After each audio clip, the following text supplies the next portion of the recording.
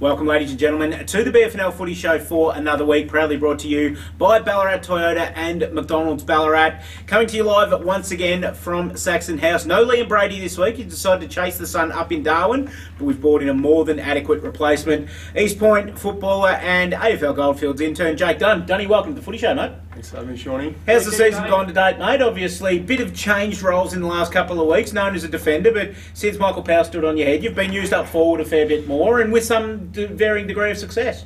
I think it's probably more of a lack of personnel for us at the moment. We've lost a couple of tools and just meant that I've had to probably swing up the other end where I'd normally stay at home. So yep. That's probably the reason for me going to the other end. But yeah, no, enjoying. Have you found it up there? Enjoying the flexibility. Yep. Enjoying the freedom of playing forward at the moment, which is good. A little bit easier than the back line, isn't it? You don't have to be quite as responsible. Yeah, there's not the same responsibility or pressure as there is in the back line. Certainly don't miss the pressure anyway. And the boys coming along okay at the moment. Obviously, as you said, a bit of a lack of tools in the forward line. Brad Whitaker and Mitch Weedley going down with injuries hurt the club a bit, just with forward options as well. But if you can get those blokes back towards the back end of the season, then could be happy days, hopefully leading into a finals berth. Yeah, look, ideally, we'd like to feature in the finals. Form's been pretty inconsistent, to be honest. The last month we've sort of tapered off a little bit. Yep.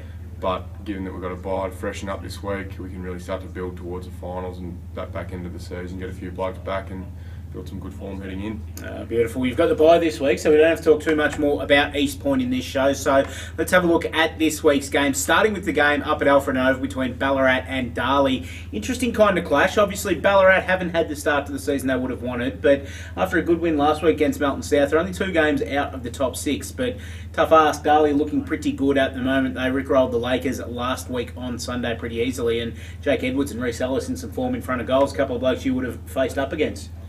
Yeah, Reece Ellis has come into some good form of late, and he's someone that I'll probably normally go head-to-head with, and has taken the chocolates a couple of times. So, or you have, or he has? No, he has, not me. Thought there was some self-promotion going on there. No, definitely none of that, mate. But look, up at Ballarat, I mean, they might be a chance. They've got still got some pretty good top-end talent. Yeah, they do. Especially in the midfield. Yeah, especially around the middle. They probably lack some key position players and a little bit of depth. But in saying that, they'll give Darley a run for their money. I expect Darley to get over the line. They've got class everywhere.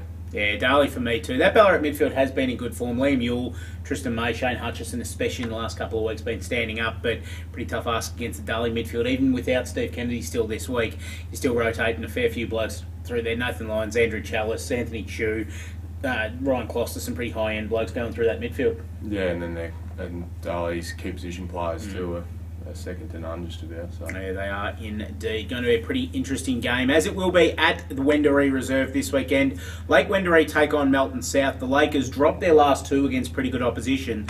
They'll start pretty firm favourites this week, though, with a couple of big inclusions. The Carey boys, Tommy and Scotty, back into the side. Tom with a foot injury, Scott going and chasing the sun with us up in Cairns, and then Lucas Anderson as well, which is a huge inclusion coming in from the Roosters, just giving them that bit more stability up forward.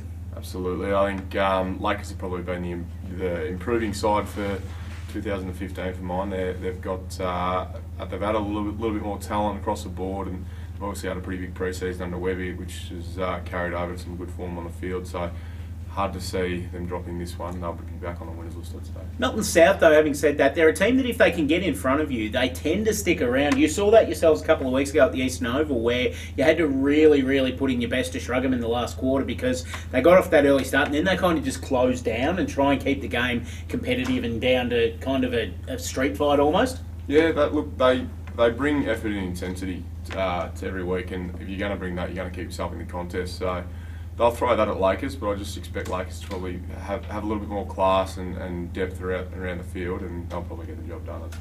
Melton taking on North Ballarat City at McPherson Park this week. The game moved forward to Saturday, so no Sunday games anymore, just this game being played on Saturday afternoon. And pretty big game for Melton after letting one slide last week, it has to be said, against Bacchus Marsh. They had that game at every break and then got rolled in the last quarter to lose by a point.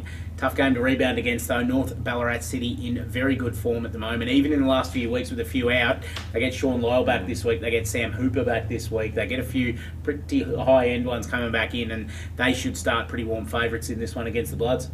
Yeah, look, as you mentioned, they've got some pretty key ins. I think Marcus Darmody's in that mix as well to come back in the side. So they're probably two of the three bigger ins that you're going to hear all season in Darmody and Lyle. I don't see Melton being able to match either of those guys up forward, and I think those boys should probably have a pretty big day.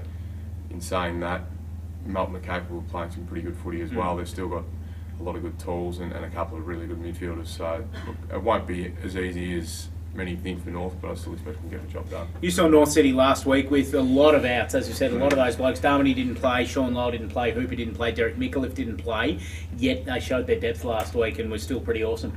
Yeah, they were awesome. I think North's biggest strength was on show last week, and that's their smalls. I think their smalls are second to none in the competition in terms of their midfield depth, and then their flankers and their pocket players. Those guys just put us under enormous pressure for 4 quarters and really showed why they're back-to-back premiers, I guess, and probably favourites for a third.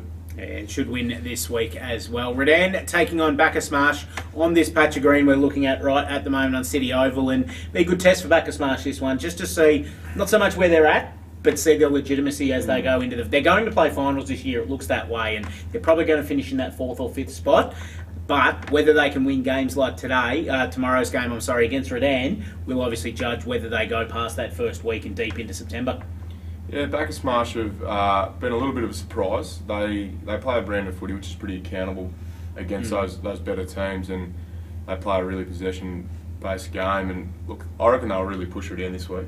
I reckon if there's going to be an upset this weekend, it'll be Bacchus Marsh over Redan.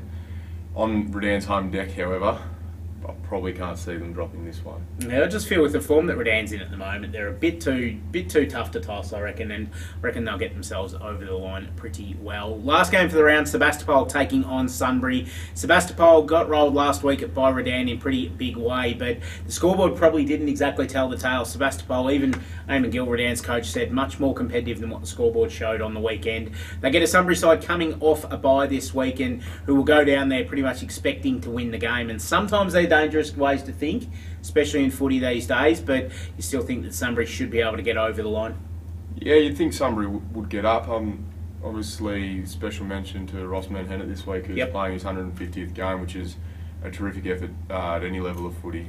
And look, I think with that in mind, Sebastopol will probably come out with a little bit more motivation than maybe in previous weeks. Whether that's enough to help them be more competitive over 4 quarters, I guess has remained to be seen, but I expect Sebastopol to have a crack. Sunbury, they've still got a lot of class at that club, and I can't see them dropping this one. Yeah, I can't either. Very quickly before we go, mate, your Saints this week coming out against the Bombers. Showed a bit last week against the Dogs in a scrappy game, so I reckon they're half a chance.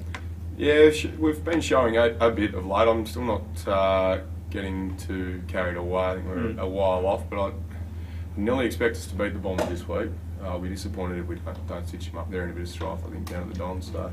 Yeah, I think you're right. Well, thanks for joining us this week, Tony. It's been a pleasure having you on board, mate. No worries, we might have to just push Braids out of the chair a couple of weeks more often and get you in here. That's all we've got time for this week on the BFNL Footy Show. Thank you for joining us, and thank you also to the support of Ballarat Toyota and McDonald's Ballarat, our fantastic partners. We'll see you next week. Hey!